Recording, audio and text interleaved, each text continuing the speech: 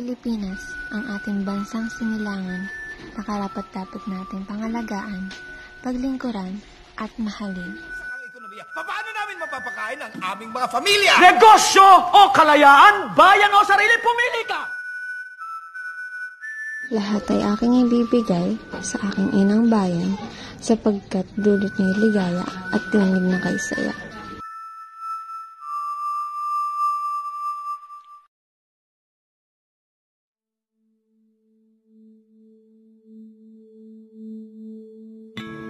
Ang ating bayang pinagmulan ay nararapat lamang bigyan ng respeto at pagpapahalaga.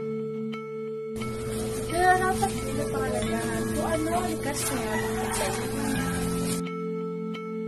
Dapat rin bang magbalik tanaw at patuloy na paunlarin ang kulturang ating nakagisnan. Bilang mga Pilipino, mahalin natin at parangalan ng ating pinangalan. Tayong lahat ay may utanging husay at kalina sa aming lahat. Huwag nating hayaang makalimutan ang mga bagay na ating sinimulan.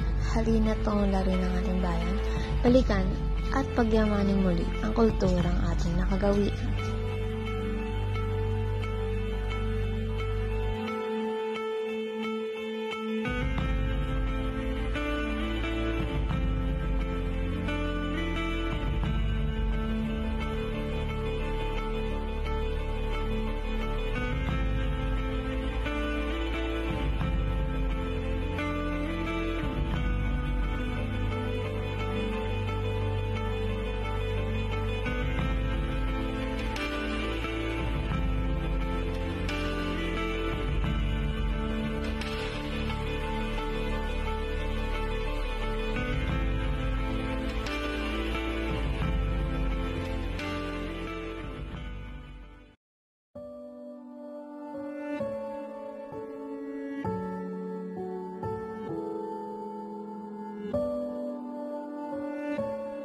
Na ipapakita sa aming mga likhang sining na sumisimbolo ng pagmamahal at pagpaparangal sa ating bayang kinagisnan.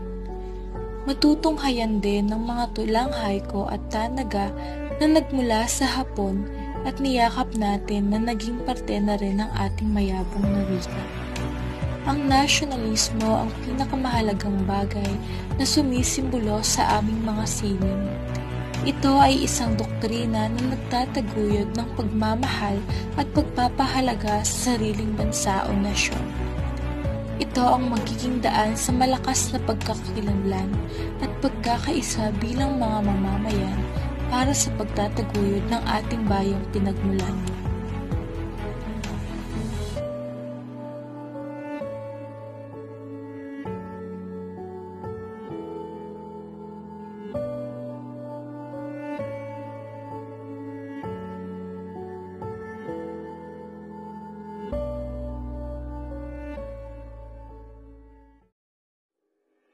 Ngalan natin ang ating mga bayani na nagpulis ng buhay para lamang maging malaya tayong mga Pilipino.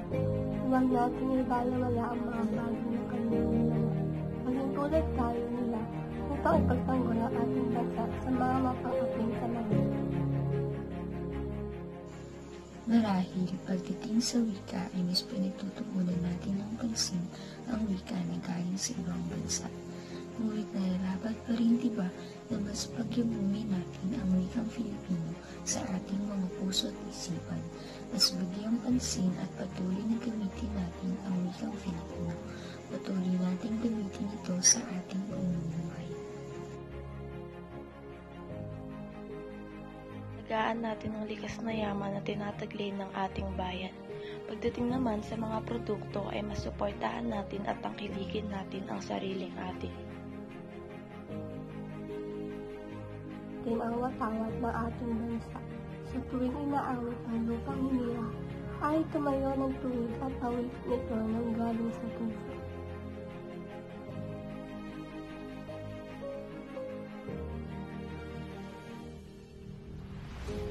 Respetuhin at sundin natin ang mga batas na ipinapatupad at ipapatupad pa lamang ng gobyerno dahil hangad nito ang ating kaunlaran sa ating bansa at maging ang ating kabutihan.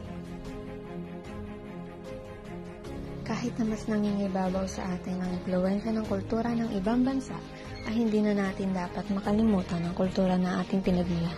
Dahil ito ay sumisimbolo ng pagkatao ng ating mga Pilipino. Gawin natin sa paraan o bagay na makakatulong upang mas maging makabuluhan ang ating kultura. Maging magandang huwaran tayo sa kapwa natin, Pilipino, kung paano may ipapakita ang pagmamahal sa bayan ng pinagmulan upang mas maging maunlad pa ito sa mga susunod pang mga henerasyon.